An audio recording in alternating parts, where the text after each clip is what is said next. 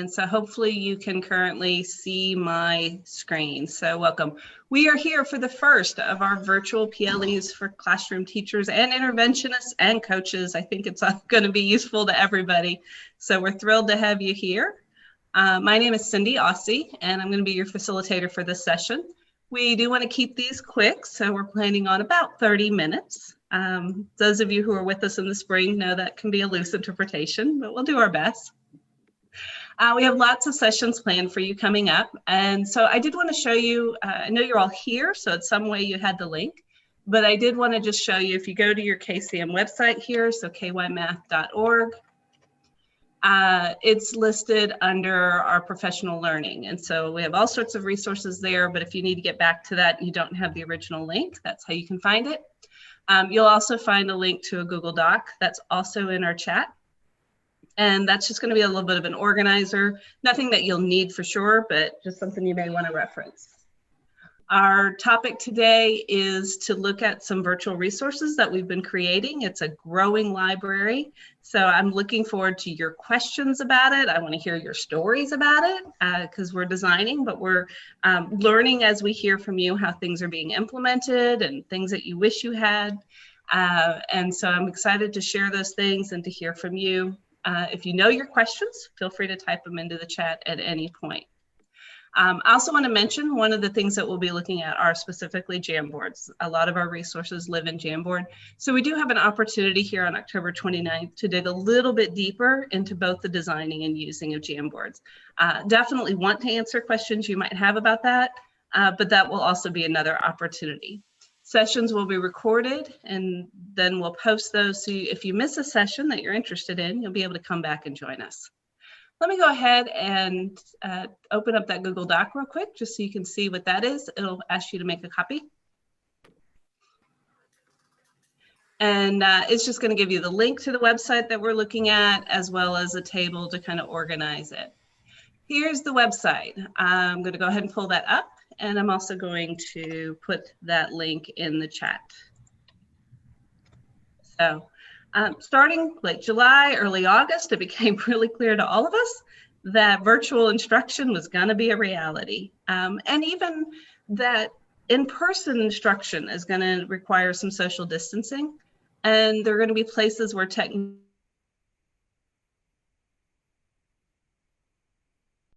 So we kind of step back to say, what are the tools that the teachers we work with seem to use a lot? And are there ways to virtually replicate that? So that was where this conversation and thought process started with. The population we're thinking about first was elementary, specifically intervention, but really looking at those elementary early grades experiences.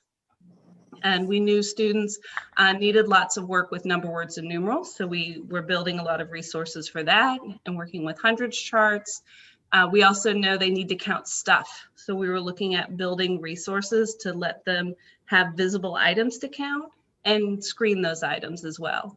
We were looking at structuring that work with 5 frames, 10 frames, that we know we want kids to have those experiences. So we're trying to build tools to really keep the quantity living in our math instruction, as well as to give those supports with understanding number, words, and numerals. We've edged into some upper grades work, you'll see, with multiplication and division. I'm going to try to add some place value work. And this is a growing library. We started some of these activities you can see were posted back in September, some in November, not November, sorry, we're not there yet. Some in September, some this month, a few even in August, but it's a growing library. It can change 3 and 4 times, sometimes in a day. So I would encourage you anytime you visit the site to hit that refresh button so you get the most recent version of the site. Okay.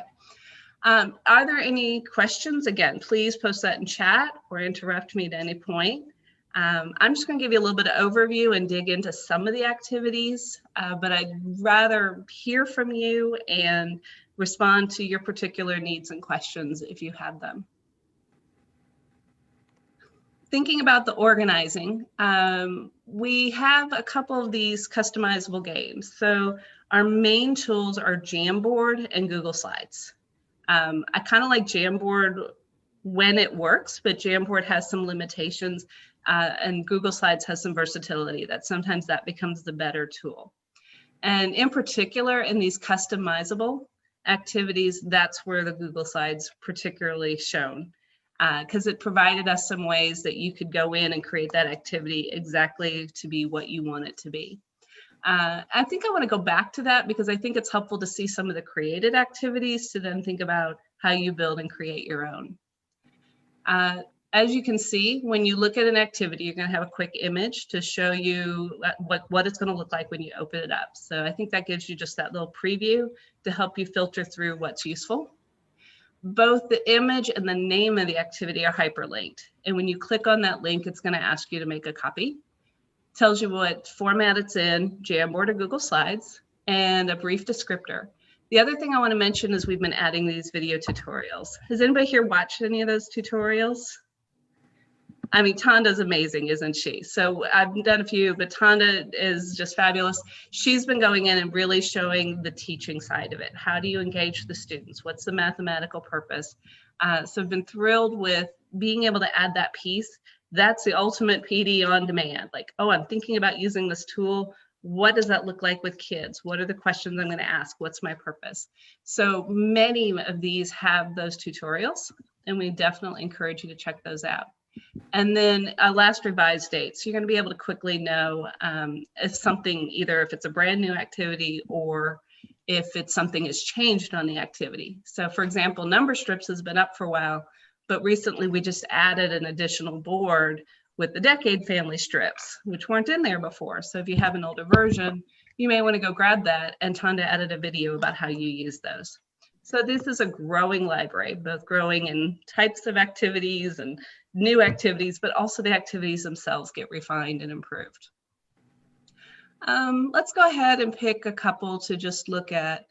I want to go down here to Shut the Box. This was an early one, but it opened up a door for us. We kind of figured out a strategy to handle something that was kind of an issue for us, which was, how do you play games that have an element of roll dice or turn over a card or turn over a 10 frame?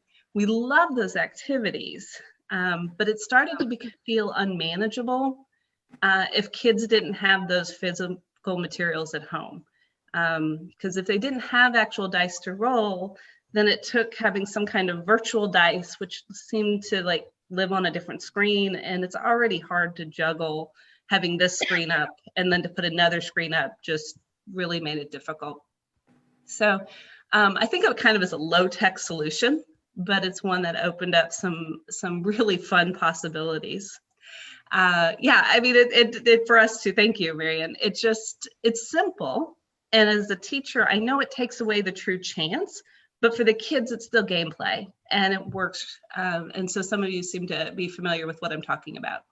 So what we've done on the Jamboards is we've created the game board. So if you're familiar with Shut the Box, it's traditionally played with the wooden box and these numbers flip down like levers. So we had to do some modifying. And so a modification, instead of flipping down a lever, you're going to move a block or a card over the number. So we do this layering with these images on Jamboard.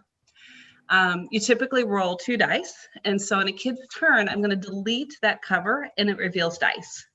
Obviously, it's just a picture, but it gives the experience in the gameplay. So player 1 now has rolled an 8. And we've tried to add some of these speech bubbles to get that language going. So we know kids might be, they're not playing in that centers that you can monitor in the same way. So we're trying to really push the mathematical conversation in that language so that verbal component stays even when they're remote or even when they're not sitting next to a partner playing it. So I encourage you to bring your kids' attention to that. So I want them naming that the sum is 8 and what they're going to cover. And so they're articulating that and they're thinking about how that sum, in Shut the Box, they can either cover the 8 itself or they can cover any combination of add-ins that make 8. And then the next layer, we're going to take that off. And so we have a new dice roll. So it's very simple in a way, but it was a piece that opened up some nice gameplay. So we have dice for Shut the Box that are dot dice. We have Shut the Box with numeral dice. And then we have a couple other games that have those dice built in the structuring, examples such as Move It. Some of you might have become familiar with Move It, one of our favorite games at KCM. So versatile. So we've made up some different ones that have dice or 10 frame prompts, 5-wise or pairwise. So there's lots of choices with that. So that opened up the door for our customizable games. So once we got that premise of the layered cards, some of you may have seen these already. Again, please ask me questions if you have them, but just want to share a little bit about what's going on with that. So there is a video to illustrate all that. So I won't go in the full detail here, but more just to let you know it exists. Again, you create your own template. 2 reasons we're having you make your own copy. 1, so you have a clean copy and you using it won't interfere with somebody else. But the second reason is a lot of schools have security layers that a file needs to be owned in a teacher account to be shared safely with the student. So if I were the owner, Cindy Aussie, who lives in Frankfurt, the school's not going to let me to share a file with a student in your school, but they will let a teacher in the school share the file. So it is really important that you are working with a personal copy. And you may even run into situations that if you download it on a personal account, you may need to make sure you get it into a school account so the school account can share it with the student. Okay, a little bit of a detour there. We've made a copy of the game. It lives in Google Slides. And you notice that initially the game board is basically gibberish, right? We've got all these letters. That's not a math game. And so I can create a game by using the replace all feature in Google Slides. So this is why this one lives in Google Slides instead of in a Jamboard. So I can type Control H. It's going to pull up that replace all menu. And I can do something like I can set up my game board. What's a game somebody, I don't know if somebody was tossed out a game, or I can try and come up with one. I don't know. Maybe we're working on doubles. And so I may actually, it may be easier to think about doubles. I might be thinking about those larger doubles that I want kids to double 5 through 10. And so I'm going to have this idea that my prompt for the game is like the larger single digit number doubles. So I'm going to have my prompts be 5, 6, 7, 8, 9, 10. And so what I'm doing is a replace all. And I'm putting in those prompts. And then on the game board, I'm going to put in those actual doubles. So what the student would be covering.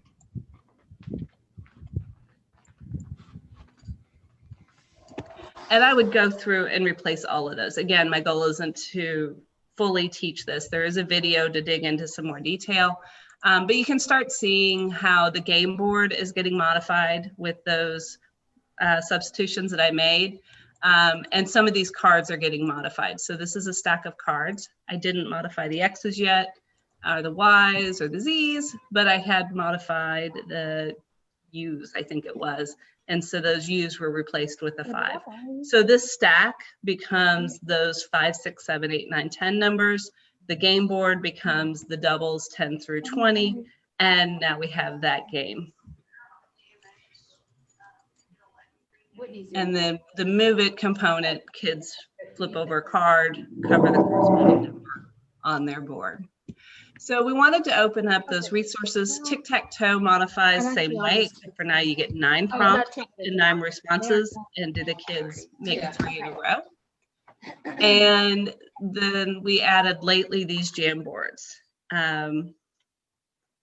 Yeah, so exactly, Marianne. The cards, well, the cards were their own subset of substitutions. So when I substituted the U's through Z's, all of the cards get updated.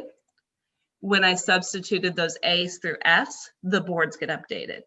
And so those cards are ready to go, exactly. Awesome. Tic-tac-toe is the same idea, that there's stacks of cards, but there's only like 9 cards in the stack, 1 of each type. And they go through a partial stack or all of a stack, and they're putting their X's and O's on the board. And it's if they make 3 in a row, they win. But this is a fairly new component. I knew a lot of you had games you wanted to make that you already use in your classrooms. And we couldn't make them all, but we wanted to give you tools to make that as easy as possible. So we thought about what are the common things games require. They often require rolling 1 or 2 dice. Sometimes we want those to be numeral dice. Sometimes we want those to be dot dice. A lot of games require 0 to 9 dice. So I actually added that one very recently. So if you go to the numeral dice one, if you looked at this a week ago, we probably didn't have that on here. But if you look at it now, you're also going to have an option for 0 to 9 die. So the idea on all of these, and there's also some with 10 frames, 5-wise and pairwise, is that we have those cards already stacked for you, because that's what takes time, right? To get in, I mean, it's like, I usually do about 50 in a stack. It's usually more than enough for a game, but it also means sometimes you can keep playing. Sometimes it means I can replay, but just take off the top couple cards. So now we got a new experience. So about 50 cards is what we've been doing. And that takes time to build with enough randomness to get a decent game. And I don't know that we always nail it, but it certainly gets you started. And then the other piece that seems really useful is the game tokens. So we provide you game tokens and then those stacks ready to go. So you've got, for example, on this one, numeral dice. So it's just pictures, but it's going to give you combinations that are 1 through 6 on each die. But I was kind of glad to get the 0 to 9 die on there. So if you have something that requires that as a prompt, we now have those ready to go. And I've started leaving you a version with just the cards. So if you wanted to assemble, maybe you needed just 4 to 9 and you wanted to assemble your own stack, it gets you something to start with. So I don't think I had this on all of the boards, but at least some of those boards have those cards that you could build and do your own stack if you needed something a little different than what we had. And then one thing I wanted to mention, because I think this ended up being a question somebody followed up and asked me, was how do you get stuff from a board to board? So here's a functionality of Jamboard. I can, of course, duplicate on a given board, but I can move something from board to board by typing. I'm typing a Control-C right now, and that copied it. And then if I go to another board and type Control-V, that's pasted it on there.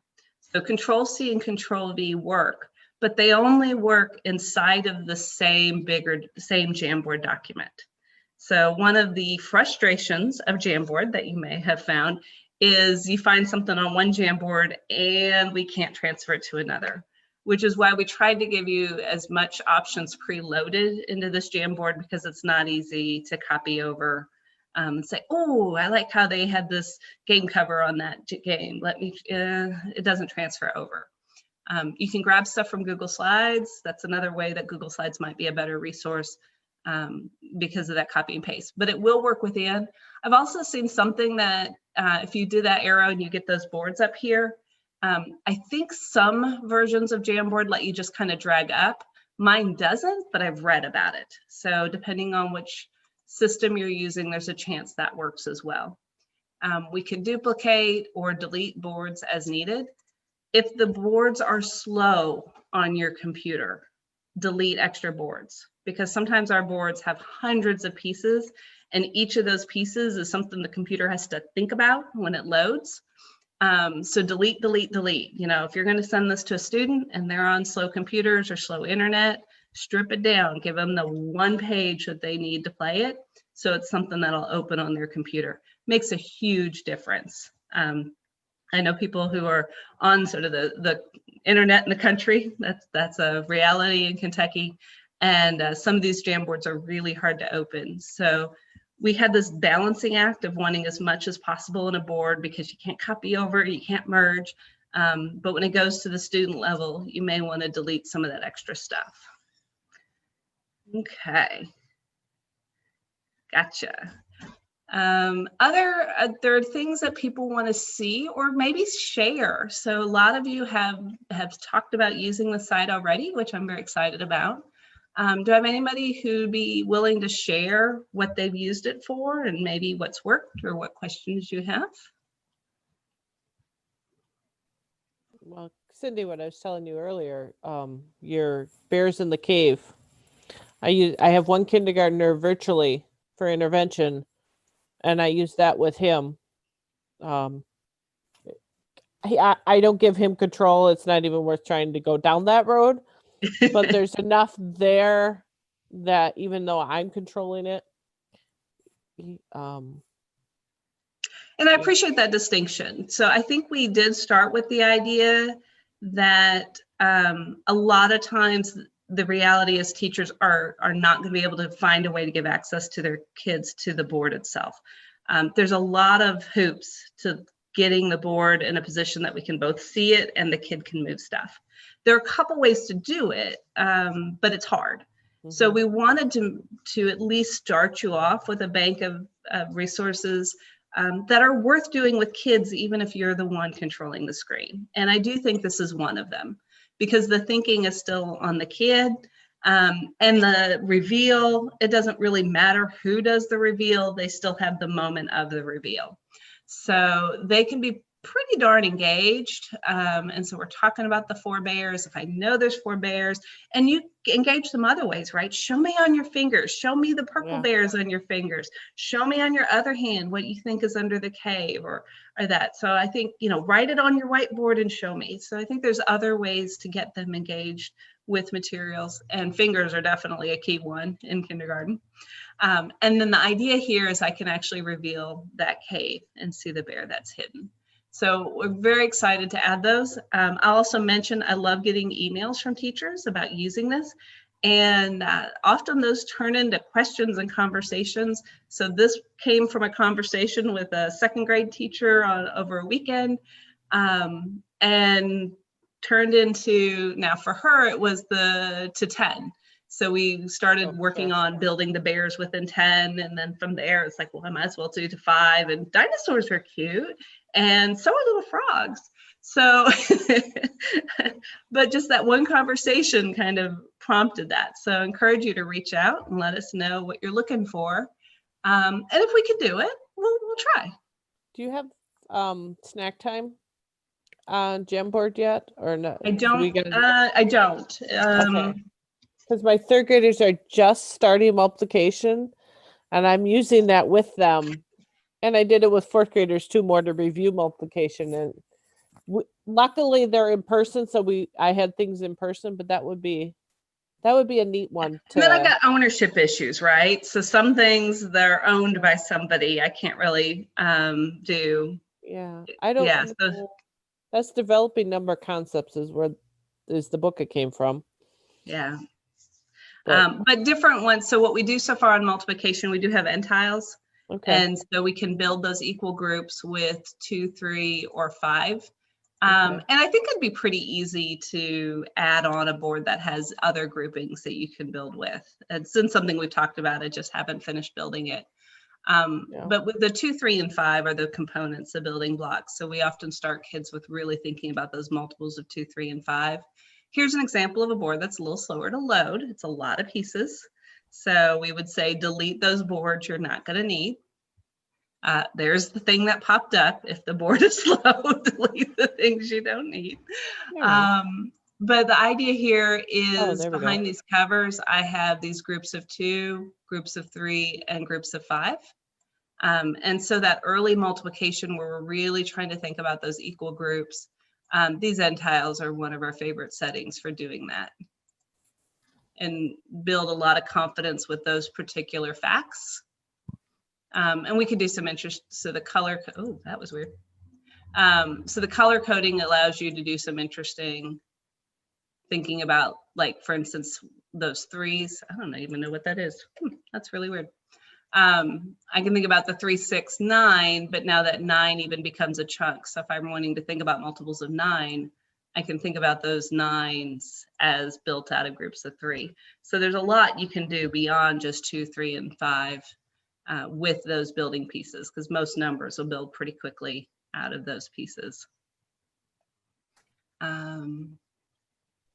yeah, I think there's room for multiplication to grow. That is definitely one I've been thinking about. We added product game recently.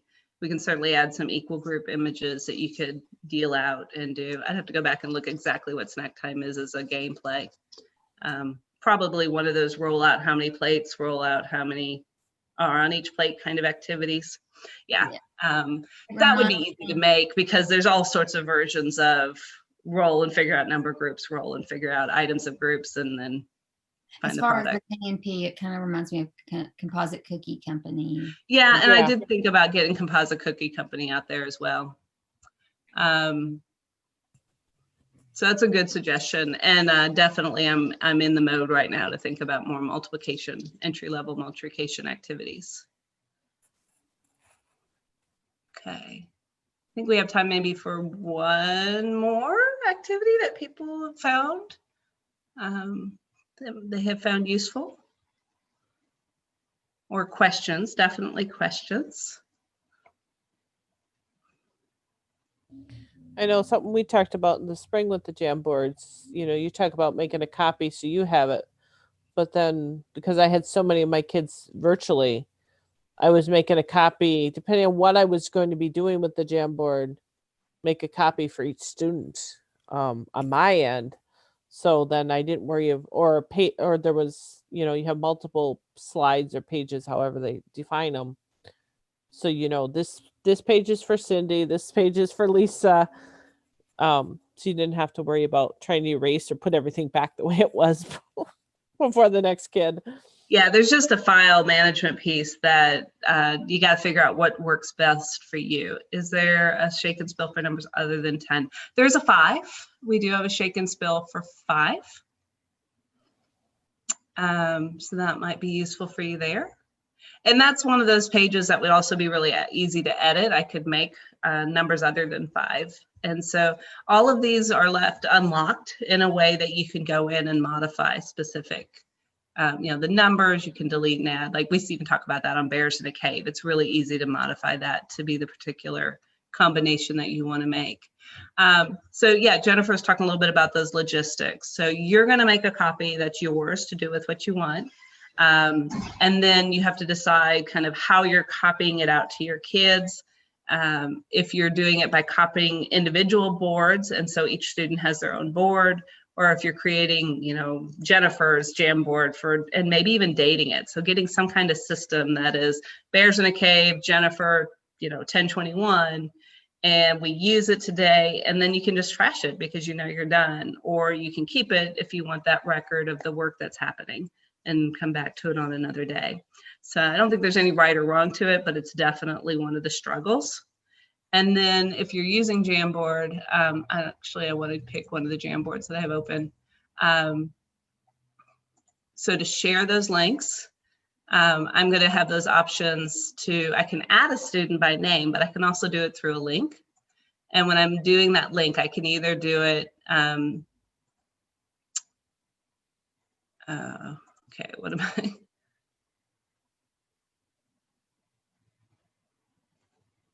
If you hit restricted, then it'll. Yeah, something went wonky on that because I'm talking and trying to do all this at the same time. So let's pick a different one. Because when I share, anyone with the link, why am I like normal? I do this on autopilot all the time. What am I doing wrong? Viewer or editor. Okay. Anyone with the link can. Okay, so this is like if I'm posting it, if I choose, and then I need to, there it is, viewer or editor. I don't know why. Too much going on in my head trying to manage it. So if you want them to be able to edit, there it is.